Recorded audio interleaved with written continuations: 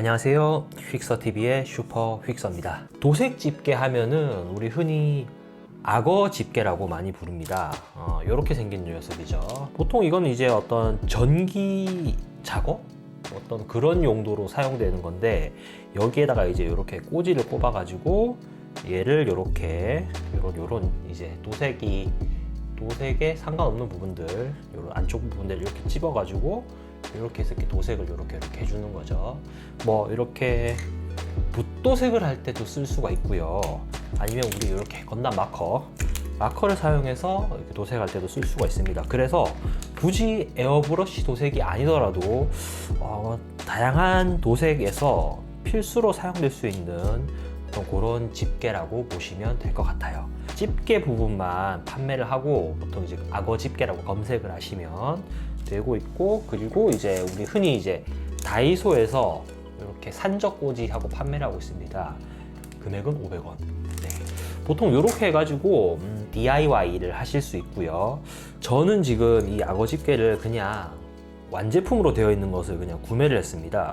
이렇게 수축 튜브도 이렇게 되어 있고요. 마감이 굉장히 잘 되어 있고, 개당 이 중짜 같은 경우는 한 50원 정도 했던 것 같기도 하고, 중짜랑 지금 대짜가 섞여 있는데 이거를 만드셔도 괜찮고요. 우리에게는 시간이 금이라는 말이 있듯이 시간이 좀 아까운 분들은 이렇게 완제품을 사는 것도 괜찮습니다. 이 악어 집게 개수는 뭐 보통 얼마나 있으면 좋을까요 얘기를 하는데, 다다익선 이건 많으면 많을수록 좋습니다.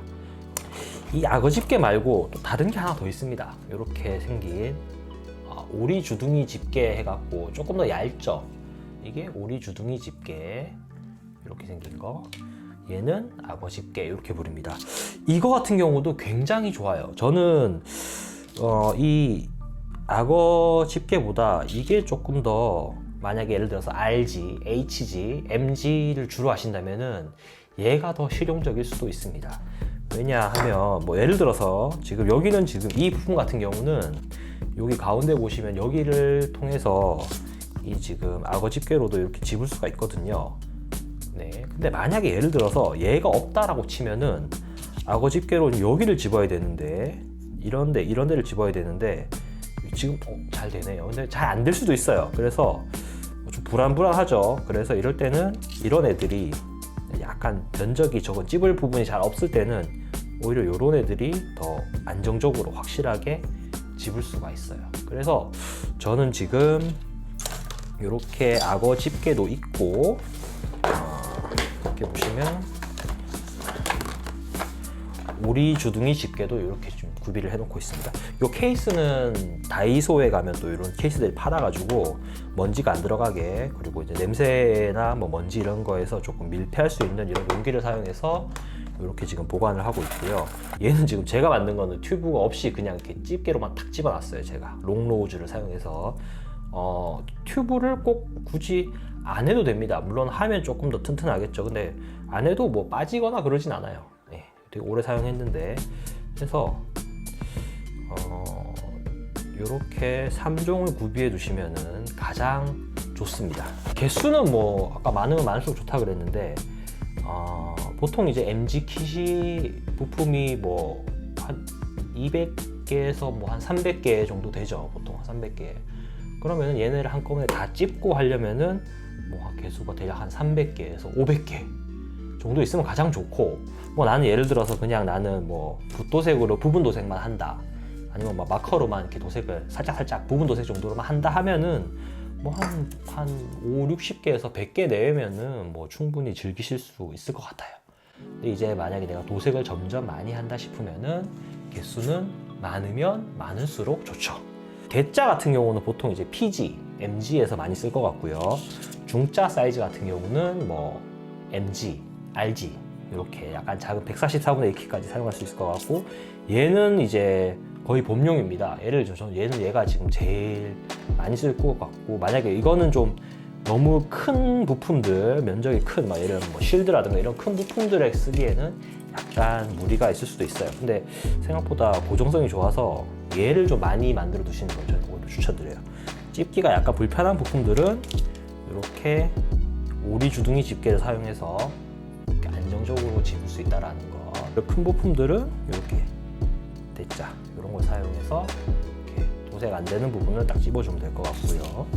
뭐 중자도 마찬가지죠. 이렇게 이런 데들 사용해서 집으면 될 것 같고, 예를 들어서 이렇게 버니어 같은 경우는 이렇게 집어버리면 어떤가요? 도색을 하면 여기가 지금 다 안 되는 부위가, 여기 지금 찝힌 부분들은 도색이 안 되겠죠. 그러면 어떻게 해야 되느냐? 얘 같은 경우는 이제 이 상단에 보시면 제가 예전에 버니어 도색하는 방법에 대해서 다뤘습니다. 액면 테이프를 사용해서 그 일회용 젓가락 같은 거에 다 붙여가지고 이렇게 도색을 하는 이런 튜토리얼이 있습니다. 그거를 이제 참고해 주시면 될 것 같고요. 도색용 집게에 대해서, 우리 악어 집게에 대해서 알아봤고, 완제품 판매 같은 경우는 뭐 댓글 남겨주시면은 제가 알려드리도록 하겠습니다. 저랑은 아무 관계가 없습니다. 이렇게 판매하시는, 이게 실제 수작업을 해서 판매하시는 분이 계시더라고요. 악어 집게만큼이나 이 오리 주둥이 집게가 효율성이 좋다라는 것. 그래서 저는 이거 비중을 따졌을 때는 뭐 5대 중자를 3으로 잡고 대자를 한 2 정도, 5대 3대 2 아니면 5대 4대 1 해줘도 될 것 같아요. 대자는 크게 많이 쓸 일이 없거든요, 생각보다. 그래서 그렇게 해서 이제 이 집게들을 구비해 두시면은 뭐 우리 붓도색이라든가 마커 도색, 아니면 뭐 에어브러쉬 도색에서 잘 쓰실 수 있을 것 같습니다.